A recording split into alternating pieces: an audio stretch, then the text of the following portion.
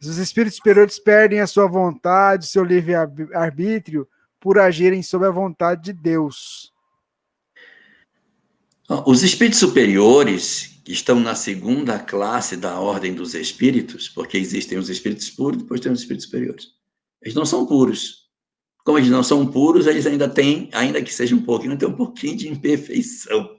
Então, esses espíritos, eles não têm como se confundir com Deus, porque eles ainda são espíritos que possuem uma grandeza muito grande, mas eles têm ainda algumas questões para resolver. Ah, então os espíritos puros, esses, então perderam completamente? Não, porque os espíritos puros têm sempre uma pureza relativa, ninguém tem pureza absoluta. Nenhum espírito possui identidade absoluta com Deus, porque a evolução não tem fim.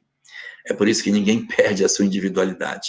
Imagine, por exemplo, o Saulo de Tarso, convertido em Paulo de Tarso, o pregador do cristianismo, uma alma lá em cima. Você acha que Paulo de Tarso, que é uma alma muito evoluída, possui a mesma personalidade de Francisco de Assis, que também é muito evoluído? Eles são muito evoluídos, mas eles têm traços de personalidade diferentes. Francisco é pela natureza, é uma intensidade de amor, é uma intensidade de se conectar com a natureza, de sentir que ele faz parte de uma criação. Paulo é um espírito extremamente evoluído. Mas o que ele está preocupado? Ensinar Jesus, fazer as pessoas entenderem o quanto essa mensagem é importante. Veja que eles têm móveis diferentes, eles têm traços que são da personalidade deles. Esses traços a gente não vai perder. Os espíritos não perdem as suas características. O que eles fazem é virar a característica que eles têm na direção do bem. Saulo de Tarso tinha muita intensidade, mas para a lei de Moisés. Ele vira essa intensidade na direção do cristianismo. Então, é essa que é a questão, é o direcionamento da força para outra direção. E a mesma coisa acontece conosco. Nós vamos evoluir sempre. Vamos ser espíritos superiores?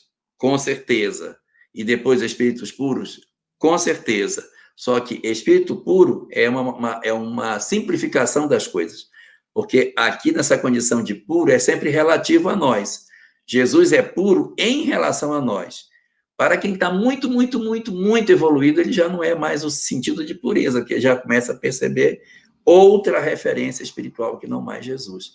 E como essa escada não tem fim, nós não sabemos o que tem no topo dela, mas Jesus, Deus, o soberano Senhor do universo, é que reina absoluto. E aqui nas escalas intermediárias, os espíritos nos diversos graus de evolução, chamados por nós de puros, ainda estão do mesmo jeito, caminhando para buscar virtudes que a gente sequer ainda conhece.